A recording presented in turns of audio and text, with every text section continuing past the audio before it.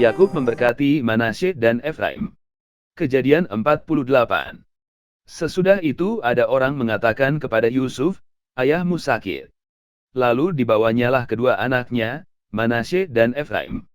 Ketika diberitahukan kepada Yakub, "Telah datang anakmu Yusuf kepadamu," maka Israel mengumpulkan segenap kekuatannya dan duduklah ia di tempat tidurnya.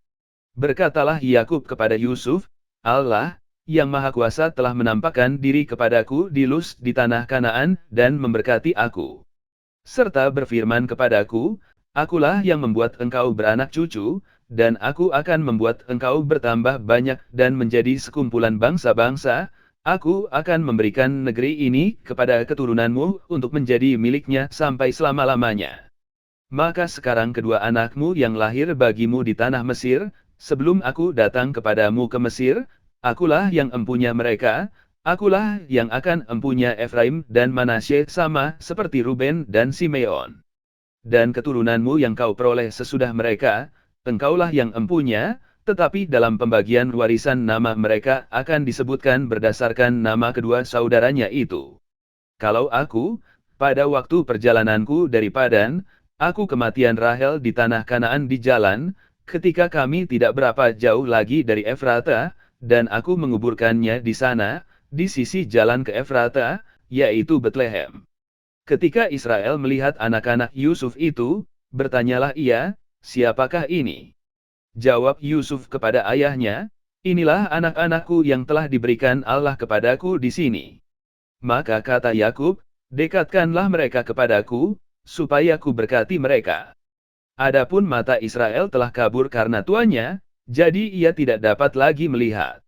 Kemudian Yusuf mendekatkan mereka kepada ayahnya, dan mereka dicium serta didekap oleh ayahnya. Lalu berkatalah Israel kepada Yusuf, "Tidak kusangka-sangka, bahwa aku akan melihat mukamu lagi, tetapi sekarang Allah bahkan memberi aku melihat keturunanmu." Lalu Yusuf menarik mereka dari antara lutut ayahnya, dan ia sujud dengan mukanya sampai ke tanah. Setelah itu Yusuf memegang mereka keduanya, dengan tangan kanan dipegangnya Efraim, yaitu di sebelah kiri Israel, dan dengan tangan kiri Manasye, yaitu di sebelah kanan Israel, lalu didekatkannyalah mereka kepadanya. Tetapi Israel mengulurkan tangan kanannya dan meletakkannya di atas kepala Efraim, walaupun ia yang bungsu, dan tangan kirinya di atas kepala Manasye jadi tangannya bersilang, walaupun Manasye yang sulung. Sesudah itu diberkatinyalah Yusuf, katanya, "Nenekku dan ayahku, Abraham dan Ishak, telah hidup di hadapan Allah. Allah itu, sebagai Allah yang telah menjadi gembalaku selama hidupku sampai sekarang. Dan sebagai malaikat yang telah melepaskan aku dari segala bahaya. Dialah kiranya yang memberkati orang-orang muda ini. Sehingga namaku serta nama nenek dan bapakku, Abraham dan Ishak, termasyhur oleh karena mereka. Dan sehingga mereka bertambah-tambah, menjadi jumlah yang besar di bumi." Ketika Yusuf melihat bahwa ayahnya meletakkan tangan kanannya di atas kepala Efraim, hal itu dipandangnya tidak baik, lalu dipegangnya tangan ayahnya untuk memindahkannya dari atas kepala Efraim ke atas kepala Manasye. Katanya kepada ayahnya, "Janganlah demikian, ayahku, sebab inilah yang sulung, letakkanlah tangan kananmu ke atas kepalanya." Tetapi ayahnya menolak, katanya, "Aku tahu, anakku, aku tahu, ia juga akan menjadi suatu bangsa dan ia juga akan menjadi besar kuasanya, walaupun begitu, adiknya akan lebih besar kuasanya daripadanya, dan keturunan adiknya itu akan menjadi sejumlah besar bangsa-bangsa."